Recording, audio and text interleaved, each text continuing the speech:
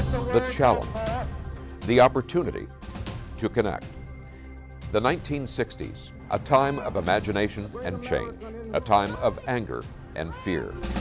The 1960s, a program called Challenge. Good evening, ladies and gentlemen. Looked at our connections, our divisions, through the lens of faith. Nearly 60 years later, during these challenging times, we'll take a new look at our divisions, our connections, in a new program called Challenge 2.0. In last week's program, we examined the damage wrought by colonialism, the exploitation of one people by another for profit and for power. Some historians point to colonialism and the exploitation that was a part of it as the springboard for capitalism. Yet some faith and political leaders suggest that religion and capitalism are inseparable. That assertion, then, is the subject of this edition of Challenge 2.0. So once again in this program, we are fortunate to be joined by two people that are deeply cognizant of and able to unpack this whole issue of colonialism, and not only the effect it's had on past history, but also the effect that it's continuing to have on each of us today. So I would like to welcome first Reverend Rachel Tabor Hamilton, who is the rector of Trinity Episcopal Church in Everett and the vice president, newly elected, I believe, of the House of Deputies of the Episcopal Church. Rachel, thank you so much for joining us. Thank you for having me. And Pastor Terry Kylo, who I know very well, he's the executive director of Paths to Understanding, and that is the organization that underwrites and supports this program, and on which I'm proud to serve on the board. And I should mention that, Rachel, you're also on the board of Paths to Understanding as well. But Terry, thank you so much for joining us.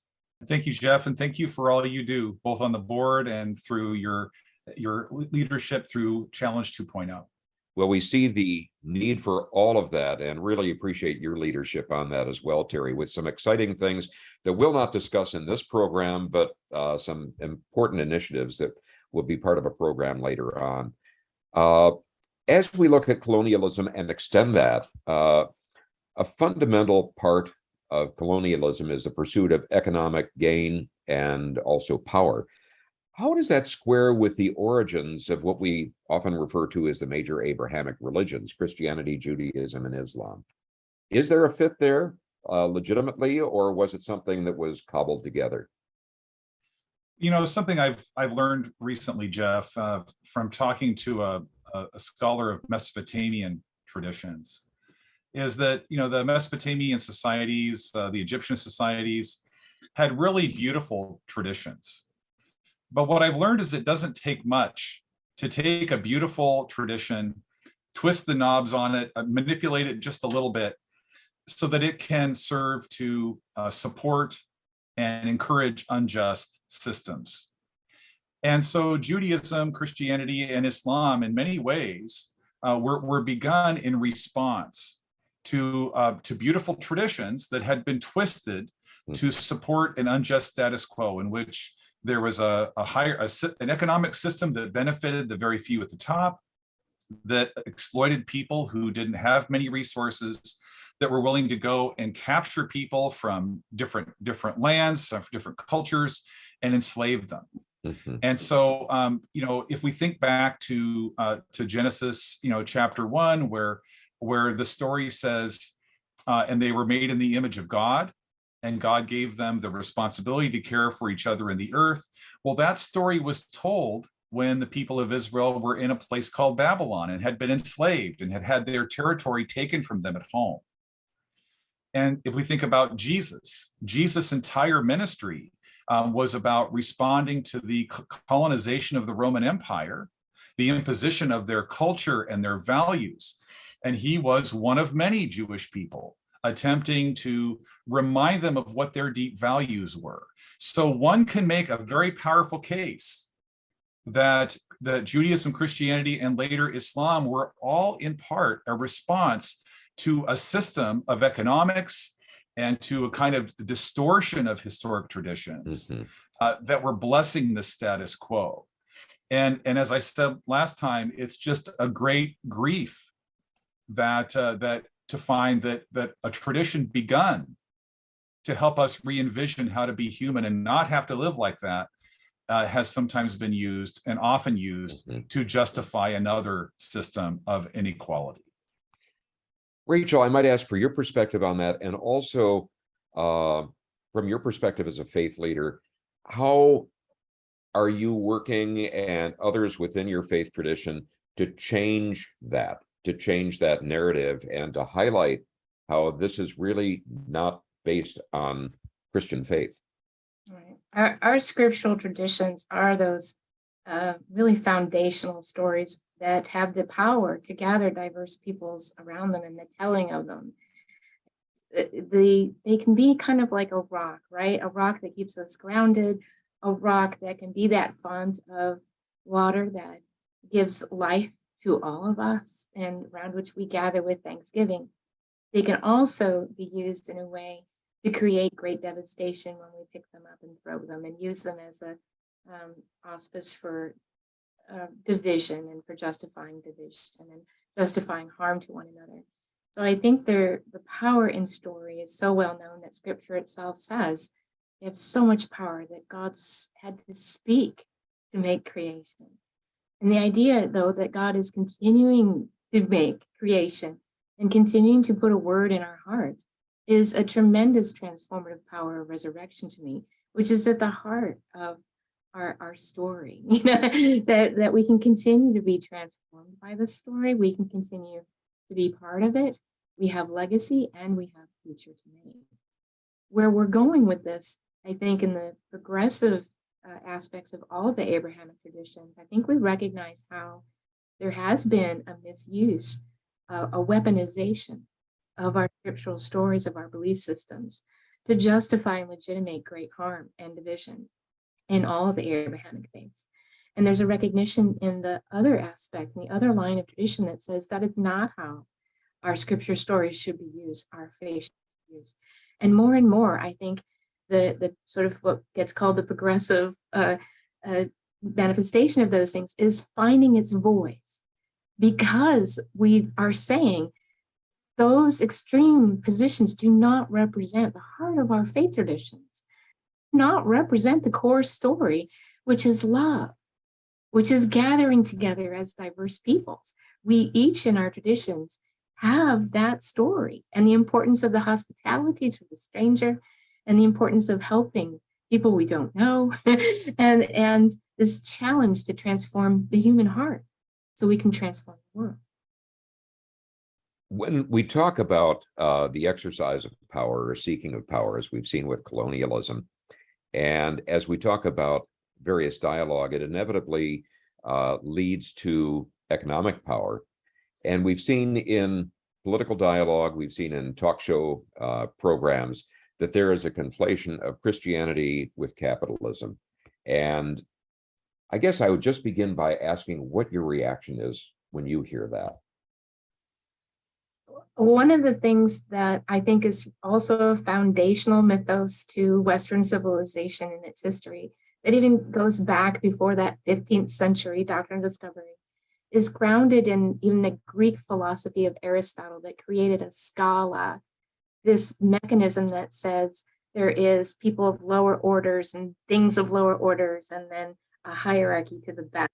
The best are human beings, and there's certain kinds of human beings. It's those, the Greeks and the Romans, etc. And that idea of supremacy of scala, that there's a scale to nature, continues to inform what's happening now through extractive industries is a perfect example.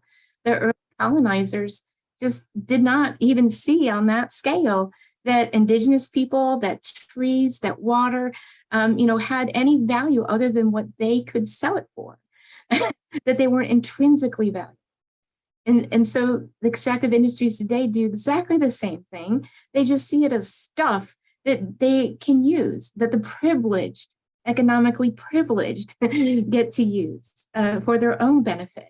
And that somehow within capitalism, that idea of scala, it continues to be ensconced as the way that we should behave through individualism and self-success, when actually that's complete mythology. The success of the backs of those who've been exploited. So what's happened, is that the idea of the good of what it means to be a human has become reduced to merely, well, basically greed, right? And that's the real story. And you talk to a lot of people and they'll about the Christian tradition or the Jewish tradition or multi-faith work, they'll say, well, all that's very nice, but what really matters is how much you produce, how much you consume. Mhm. I was talking with Father William Tracy, one of the founders of Paths to Understanding, and I said, and he's nearly 103 at the time, and I said, Father Bill, you're almost 103. What is life about? Mhm. Right? What does it mean to be human? And he said, well, it means to have gratitude for the life that we have, not to hurt people, and to try to help make a better world. Mhm. Well, interestingly enough, I was talking to an Indigenous elder a few months ago, and I asked him, I said, well, Jay, what is life about? And he said, well, when the Creator sends a spirit to come and become a human being, the Creator says, help people, enjoy life, and don't hurt anybody. Well, that's what it means to be human. And to reduce that into consumption and production and valuing ourselves based on all that and valuing or devaluing them based on that is such a deep misunderstanding that words almost fail me at this moment to talk about how short that falls of the beauty of human life and the beauty of our human neighbors and our animal neighbors and the creation. It is interesting that we are beginning to see some alternative narrative coming out, and I'm thinking that's very powerful. I'm thinking of the popular book, Braiding Sweetgrass, by Robin Kimmerer from Indigenous tradition, in terms of a scientist that's also looking at how do we relate to this properly. And then Suzanne Simard up in British Columbia, in terms of saying there's another way to look at this and that's much more productive for us. When we talk about capitalism and the superiority of personal property rights, what are those individuals really saying in your mind? I'll say briefly that I think it really says that they feel entitled to take. Mm-hmm. And then they also approach it with a certain social pathology of a total lack of empathy, Mm-hmm. which is almost anti-Good Samaritan. it's anti-relational. It is divisional. It's a way to break the bonds that we seek together. I totally agree with Rachel, because there are many people essentially today who are saying that to care for another, to recognize our connection to other human beings, to respect the larger creation is weakness, that it has no meaning, that it has no grounding, and that only themselves matter. I had a gentleman after a funeral tell me recently that Jesus was completely crazy when he said, love your neighbor. And I shared with him, well, you're only getting half the sentence. It says, love your neighbor as you love yourself, which means to hold your own needs and the needs of your family, your own well-being, in tension with the needs of the neighbors around you and the larger society. Mm-hmm. Because I said to him, if your neighborhood is burning, your house is going to burn too. And I said, it is incredibly naive what you are saying, that we should only care about ourselves, because we are, in fact, actually, not just philosophically, not just in some Disneyland theology, but we are actually connected. And our tradition is trying to teach us to hold our needs and the needs of others in tension so that all of us together can create a kind of society in which everyone can thrive. he didn't know what to say to me. He literally had no words at that point. I suspect you probably didn't.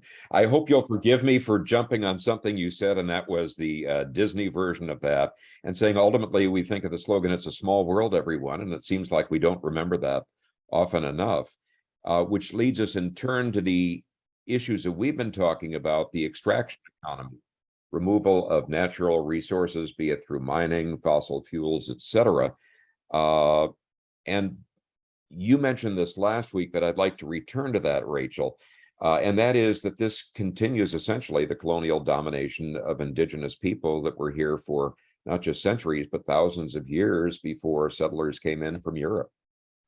And I thank you. All the issues we have around today around global warming and social justice and environmental justice are so closely intersected that when we start pulling on one string, we realize the relationality of it. And some ways where I really believe that our issues around climate change are the result of a failure of theological relationship, a theologically based relationship with one another, and understanding like our relationship with one another in creation. And that for me works out in the examples of extractive industry. There's so many ways that has a ripple effect, including not only the exploitation of the resource itself, but examples of creating man camps.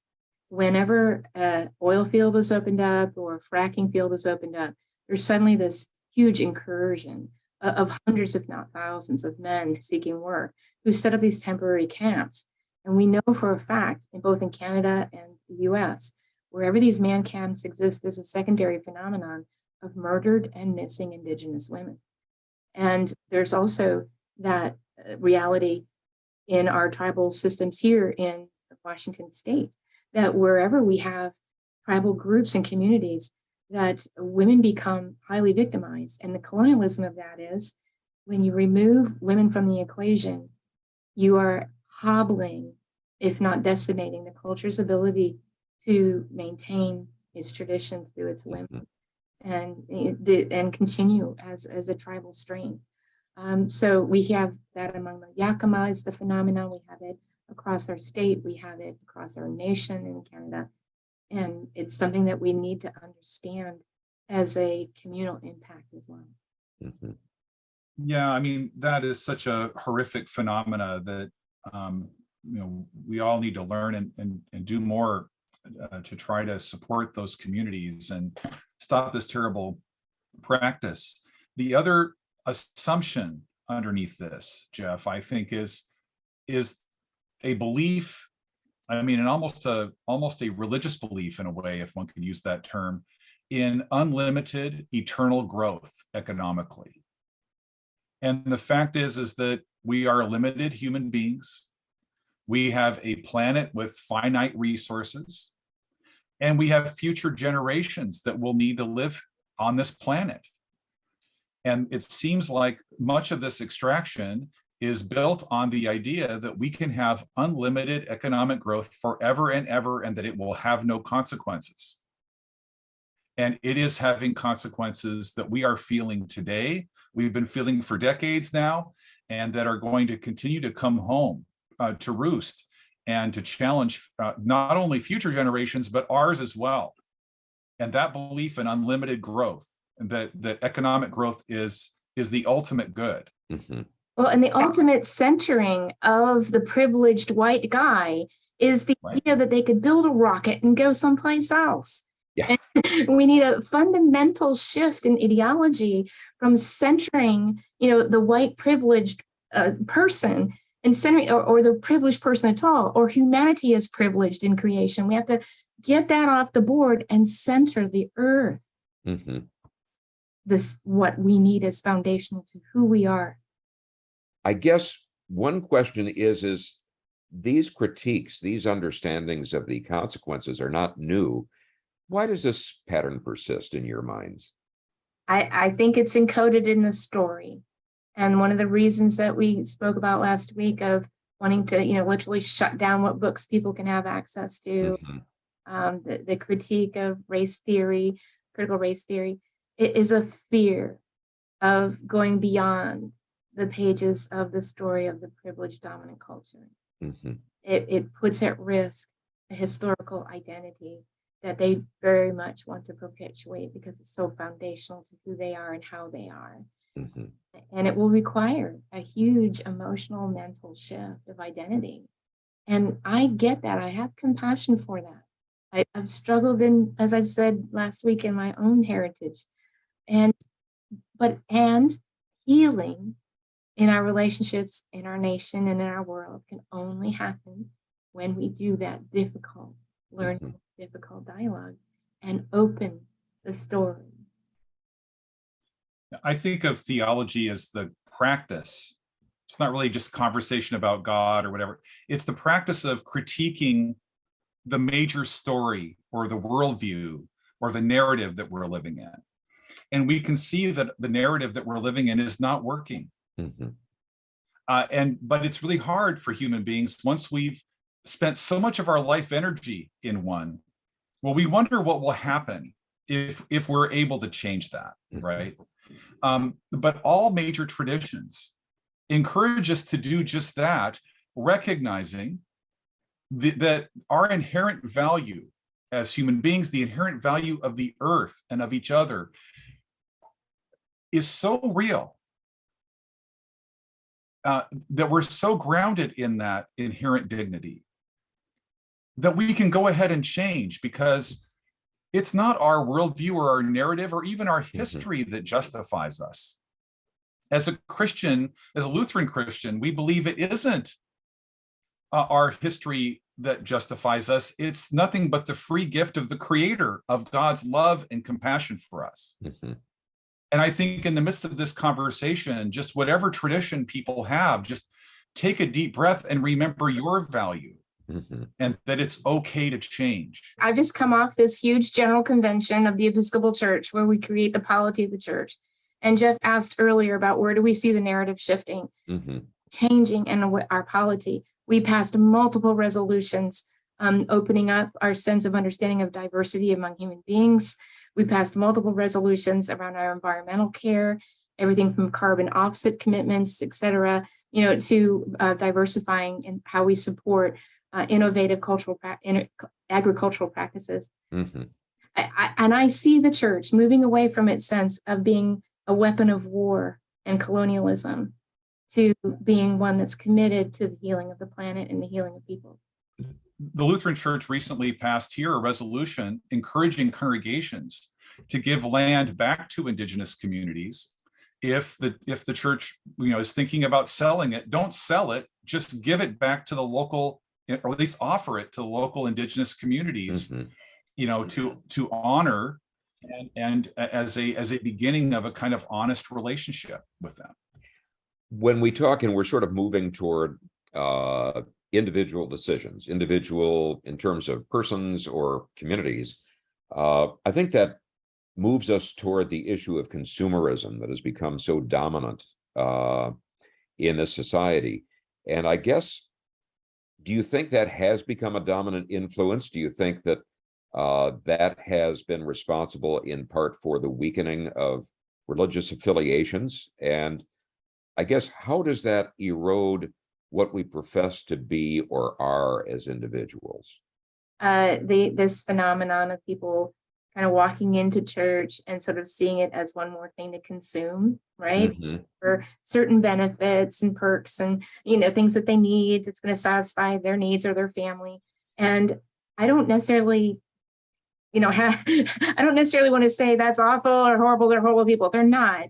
But I think there's an and that they're forgetting in the equation. It's just simply consumerism. Consumerism is all self-centered. And we have to remember this Christian story, the Jesus narrative, is about creating community and serving others. Just about us, right? We have to remember that story and say, oh, we're called to be here because we're called to go out there. And we're called to help one another in here.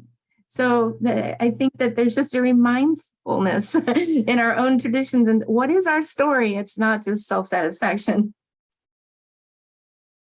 Yeah, I mean, I agree with Rachel that many folk are expecting, religious leaders of various traditions to be in the spiritual product business, And what they really want is for those communities, at least what many people want, is to, after they have gotten all the wealth that they want, to offer just a little bit of these spiritual services to them. When in fact, every single one of these, ancient wisdom traditions is actually suggesting something very different. That we're not to consume those traditions on the side, in addition to, but to place the value of human life, the value of the creation, at the core of our existence. Well, this has been a very rich discussion, and I think it just opens up what needs to be discussed in even greater detail. And I hope we'll have an opportunity to gather both of you together again on Challenge so that we can do that in greater detail, because it's something that we need to continue to evolve in. And I look forward to maybe being an agent of doing that. So Rachel and Terry, thank you so much for joining us. And thank you, all of you who have joined us on this edition of Challenge 2.0, and we hope you'll join us again next week. Thank you very much. If you've enjoyed this program, found our conversations to be informative, entertaining, and thought-provoking, and the vision inspiring of people from different backgrounds who can disagree without being disagreeable, perhaps you might consider supporting our program with a contribution. Your support will not only help our program continue, it will also support the broader efforts of Paths to Understanding, our supporting parent nonprofit organization.